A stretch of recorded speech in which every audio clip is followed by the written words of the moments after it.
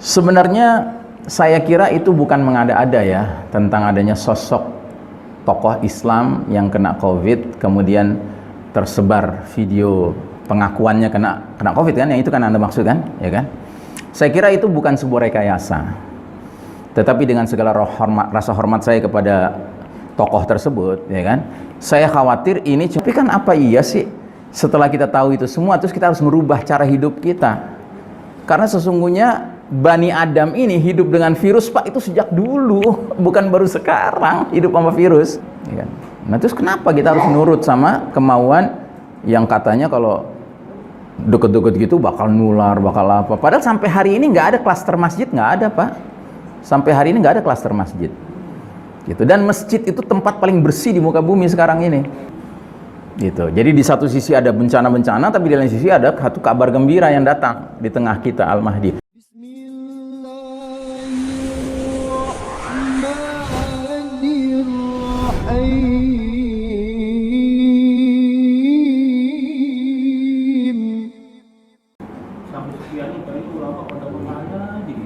Ya. Udah? Baik. Ya, pertanyaan pertama, hadis tentang umur umat Islam 1500 tahun, ya ini dhaif ya, hadisnya dhaif ya. Dan memang sebenarnya ada beberapa ulama masa lalu yang memberikan komentar terhadap hadis ini. Di antaranya yang cukup terkenal adalah dari Allahumma sholli ala Muhammad,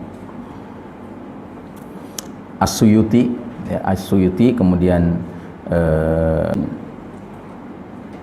sama ada tiga ulama, ya kan, yang masing-masing mereka melakukan kajian tentang umur umat Islam ini, tetapi semua masing-masing mereka hasil kesimpulannya berdekatan tapi tidak sama persis, ya kan. Ada yang mengatakan umur umat Islam cuma 1400 tahun plus sedikit, ada yang mengatakan 1500 tahun, ya kan. Ada yang mengatakan 1477 sampai agak detail gitu ya. Nah, semua ini adalah sekedar pendapat ya, yang kita tidak bisa pegang gitu. Cuman yang jelas dari apa yang kita sudah alami sampai saat ini ya, dan kita sekarang sudah berada di babak keempat sekarang ini, memang kalau dilihat, jika benar bahwa babak keempat ini sudah tinggal sedikit waktu lagi untuk kita kemudian masuk ke babak kelima, maka dari pemahaman kita tentang babak kelima sebagai babak terakhir itu tidak akan berlangsung lama ya.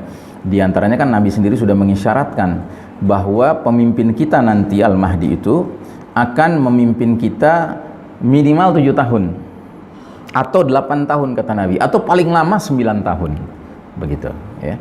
Sedangkan wafatnya Al-Mahdi dengan kemudian berakhirnya dunia ini itu nggak lama ya, nggak lama. Sehingga kalau kita kaitkan, kita korelasikan, memang ada kemiripannya. Cuma menurut hemat saya ini nggak perlu jadi isu buat kita ya, karena buat kita yang paling penting adalah mengisi waktu yang Allah berikan kepada kita masing-masing dengan sebaik-baiknya. Itu yang paling pokok gitu. Sekedar mengetahui bahwa dunia ini sudah tua sekali ya itu penting, tetapi itu nggak perlu sampai membuat kita nggak makan nggak kenyang, tidur nggak nyenyak gitu kan, mikirin sampai tahun berapa ya nggak perlu, nggak ada gunanya, nggak ada manfaatnya gitu. Yang penting kita tahu saja bahwa kita sudah di babak keempat, dan boleh jadi berakhirnya babak keempat nggak lama lagi, yang di satu sisi mengandung kebahagiaan karena apa, babak kelima kan babak kejayaan, tapi di lain sisi makin dekatnya babak keempat berakhir juga makin dekatnya terjadi bencana-bencana alam gitu, mau tidak mau gitu. Nah, jadi semuanya ada plus minusnya ya masing-masing ya. Kalau benar babak keempat ini sudah hampir berakhir ya berarti kita bersyukur, bentar lagi kejayaan datang. Tapi di lain sisi kita juga harus sadar babak keempat tidak mungkin berakhir tanpa terjadinya bencana-bencana dahsyat, karena itu sunatullah inna ma'al usri yusran, bersama kesulitan ada kemudahan, bersama kesulitan ada kemudahan. Baik, yaitu yang pertama. Ada dua kayaknya pertanyaannya, satu lagi apa? Satu ya, oke, baik. Terus yang kedua, fase keempat ini sudah mau berakhir. Terus dukhon yang pertama. Terus apa tadi pertanyaannya jadi? Bisa diulang? Babak keempat masuk ke babak kelima apa dimulai atau itu sendiri? Oh ya, tadi kan saya sudah singgung. Iya.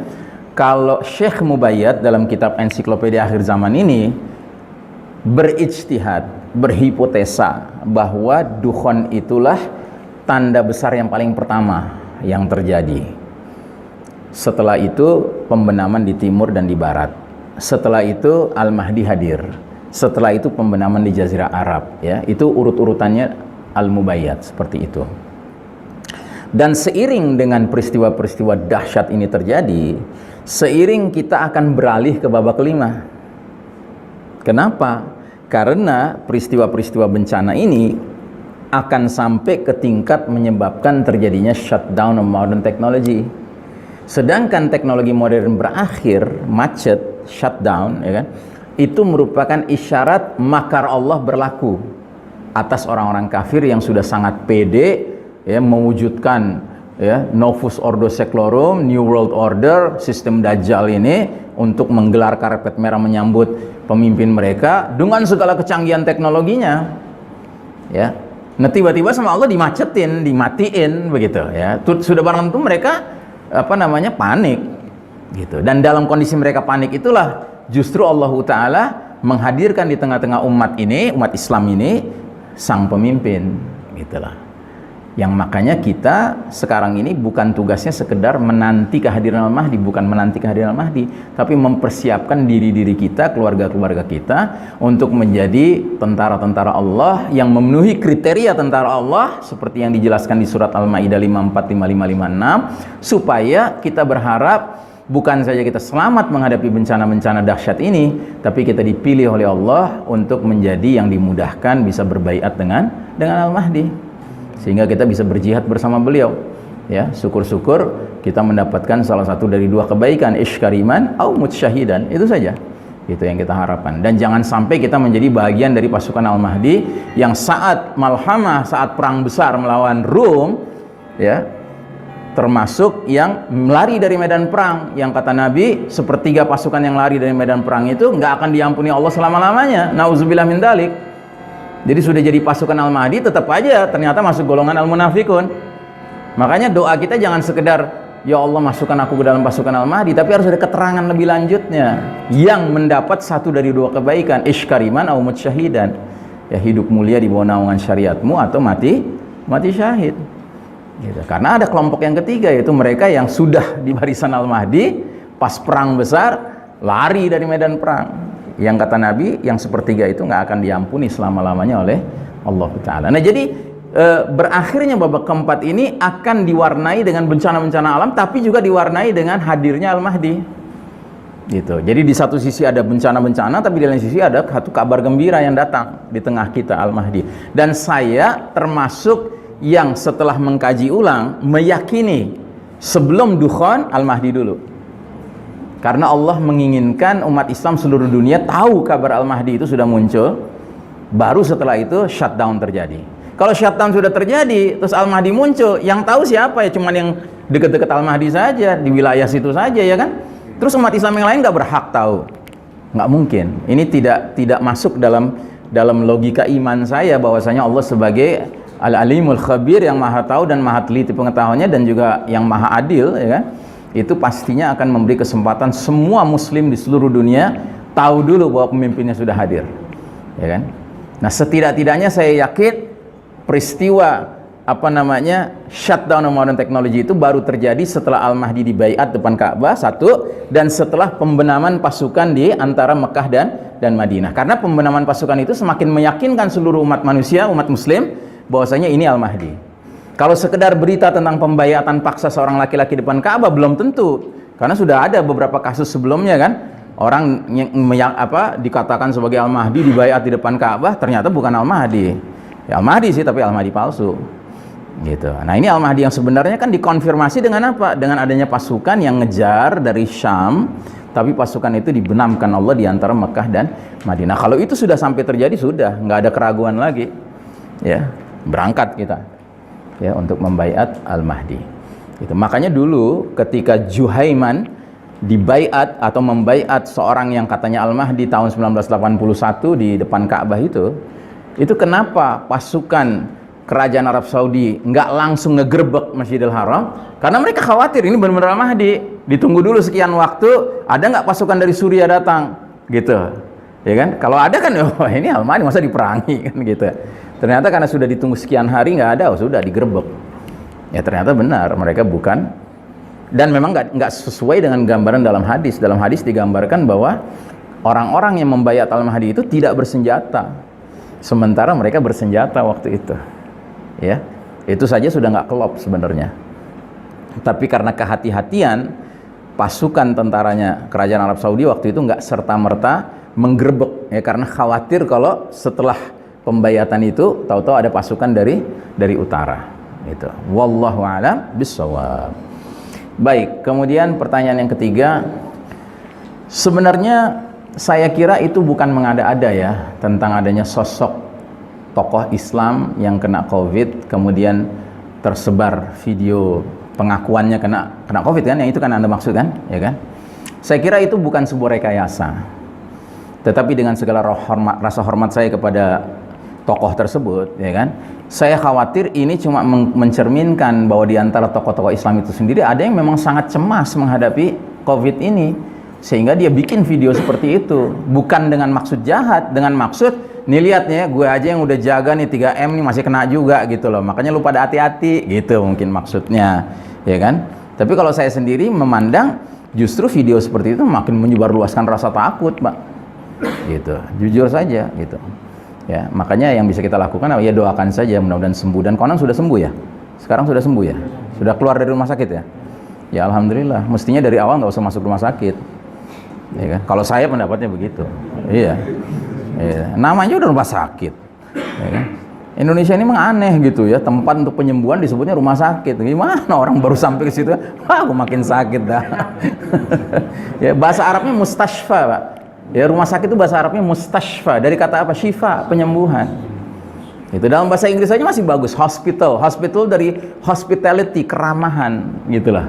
Tapi kalau di Indonesia emang cocok sih Indonesia rumah sakit, ya kan? Makanya jauhi deh rumah sakit. Bukan tempat untuk sehat, Pak, untuk sakit, Pak. Makanya dompet duafa pernah punya rencana bikin rumah sakit namanya rumah sehat. Ternyata nggak boleh. Karena aturan mainnya rumah sakit harus namanya rumah sakit. Gitu. Akhirnya mereka bikin rumah sakit rumah sehat. Ya, lo bisa sakit, lo bisa sehat di situ. Baik, ya saya kira begitu ya Pak. Ya, jadi itu bukan rekayasa Pak, tapi memang asli murni dari yang bersangkutan, kelihatannya memang cemas sekali menghadapinya. Gitu. Makanya saya beranggapan ketika tokoh-tokoh yang seperti ini kena COVID, ya kan, itu mestinya justru jangan disiarkan, jangan disebarluaskan. Ya kan? Karena nggak ada kebaikan di dalam itu, yang ada justru makin mendaunkan sekian banyak umat Islam. Ya, dan saya yakin terbelah dua Pak, orang ketika dengar berita itu. Ya, yang sebagian akan mengatakan, inilah gara-gara orang-orang model lo nih yang kagak mau pakai masker, ya kan? Dia aja ustadz itu aja udah begitu rajinnya pakai masker, distancing masih kena juga, gara-gara lo sih nggak pada mau pakai masker, kan gitu. Tapi kalau kata sekelompok yang lain apa? Tuh kan bener kan? Nggak ada hubungan antara masker sama kena, nggak ada hubungan sama distancing dengan kena, ya kan, tetap aja kena kan gitu. Artinya apa? Ya sebenarnya kita dibohongin suruh pakai masker, suruh distancing ini dibohongin. Nggak ada jaminan lo udah pakai masker tetap kena juga. Malah kita dengar Pak ada kasus-kasus orang nggak pernah keluar rumah Pak kena. Nggak pernah keluar rumah kena juga. Gitu coba, ya kan? Berarti kan kesimpulan dasarnya apa? Sehat sakit, sakit sembuh, ya kan? Hidup mati di tangan siapa? Di tangan Allah. Gitu. Dan lagi-lagi ya kita ngomong begini bukan nantangin, kita tahu memang ada virusnya. Kita tahu virus ini bisa menular, kita tahu virus ini bisa menyakitkan, kita tahu virus ini bahkan bisa mematikan. Tapi kan apa iya sih setelah kita tahu itu semua terus kita harus merubah cara hidup kita? Karena sesungguhnya Bani Adam ini hidup dengan virus Pak itu sejak dulu, bukan baru sekarang hidup sama virus. Ya, kita hidup berdampingan sama virus Pak. Nggak ada ceritanya kita hidup tuh bisa bersih dari virus tuh nggak mungkin, gitu. Dan tidak mungkin Allah menciptakan atau membiarkan virus itu tercipta, gitu kan? Untuk kemudian kita sampai harus merubah tatanan kehidupan kita, nggak mungkin Pak. Apalagi sampai merubah tata cara sholat, ya kan? Lebih aneh lagi, gitu. Tata cara kehidupannya nggak pantas kita rubah, gitu. Wallahu a'lam bishawab. Ya. Awal-awal kan kita nggak boleh ke masjid dengan alasan kalau mau berkah dunia juga ada singa, ada hadis yang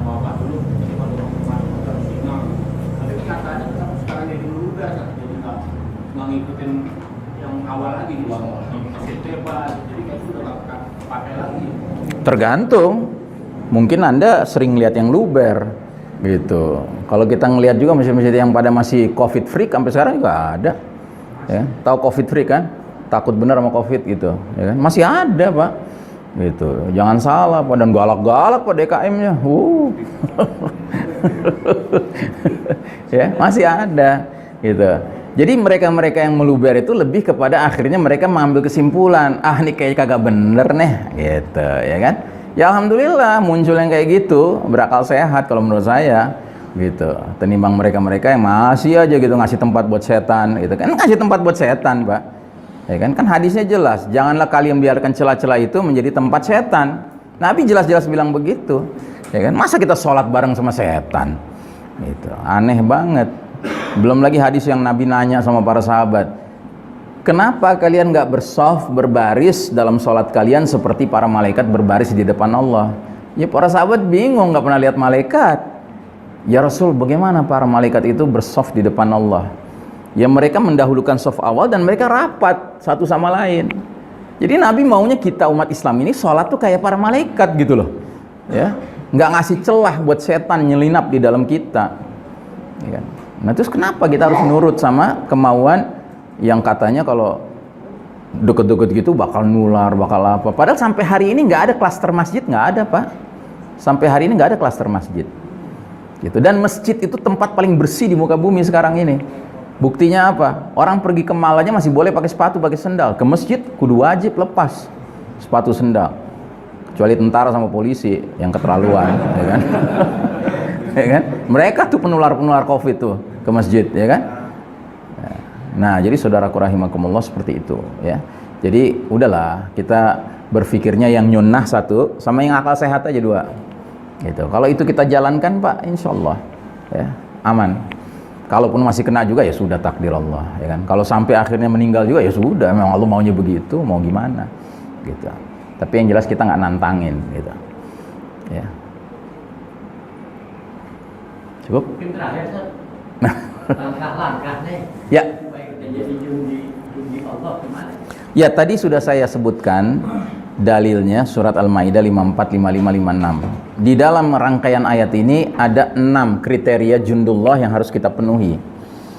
Ya ayyuhalladzina amanu may yartadda minkum an dinihi fasawfa ya'tillahu biqaumin yuhibbuhum wa yuhibbuna. Saya perlihatkan ininya ya. Ayatnya ya, suratnya ya. Maaf, sebentar.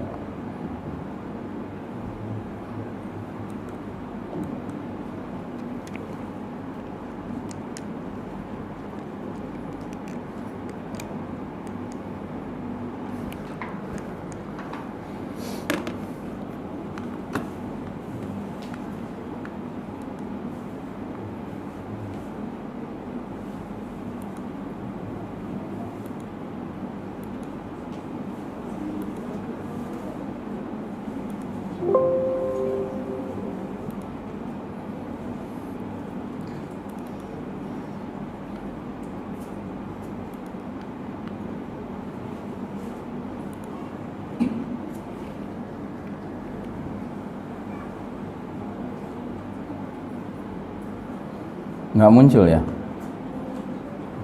Qurannya nggak muncul di depan.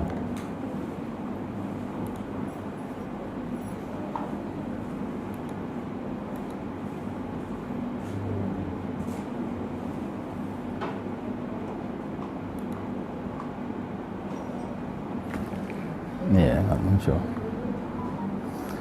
Oke, jadi Allah berfirman di ayat 54 surat Al-Maidah, hai orang-orang beriman, barang siapa di antara kamu yang murtad dari agamanya, maka kelak Allah akan mendatangkan suatu kaum yuhibbuhum wa yuhibbuna. Cirinya satu, mereka dicintai Allah dan mereka mencintai Allah.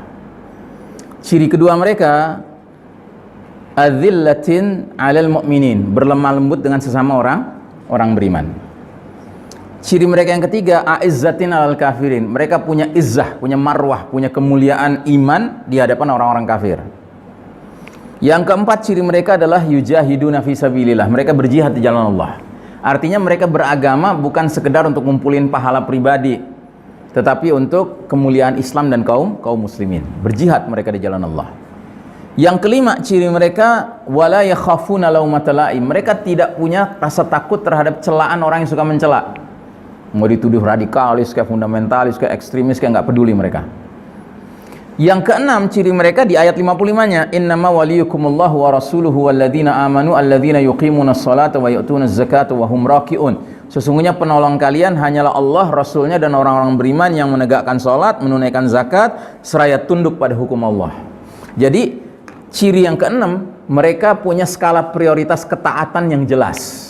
Pertama kepada Allah, dua kepada Rasulnya, ketiga kepada orang beriman yang taat pada Allah dan Rasulnya, yang menegakkan sholat, bayar zakat, infak, sodako dan sebagainya, dan menjunjung tinggi hukum Allah, tunduk pada hukum Allah, bukan sembarang orang beriman. Nah, kalau 6 kriteria ini sudah terpenuhi, ayat 56 jaminannya, wa may yatawallallaha wa rasulahu walladzina amanu fa inna hizballahi humul ghalibun. Barang siapa menjadikan Allah, Rasulnya, dan orang beriman sebagai tempat walaknya, loyalitasnya, maka sesungguhnya partai Allah pasti akan mendapat kemenangan. Nah, jadi 6 kriteria ini coba kita wujudkan dalam diri kita, ya. Mungkin orang bertanya, Ustadz, gimana caranya kita bisa tahu kalau kita dicintai oleh Allah? Penuhi saja ayat-ayat yang ujungnya berakhir dengan kalimat wallahu yuhibbu fulan. Misalnya wallahu yuhibbus sabirin, Allah cinta pada orang yang sabar. Ya sudah, penuhi ciri-ciri orang sabar. Wallahu yuhibbul muhsinin, Allah mencintai orang-orang yang banyak berbuat ihsan, kebaikan-kebaikan. Jadilah orang yang banyak berbuat kebaikan. Wallahu yuhibbut tawabin wa yuhibbul mutatahhirin, Allah cinta pada orang yang doyan taubat dan doyan mensucikan diri.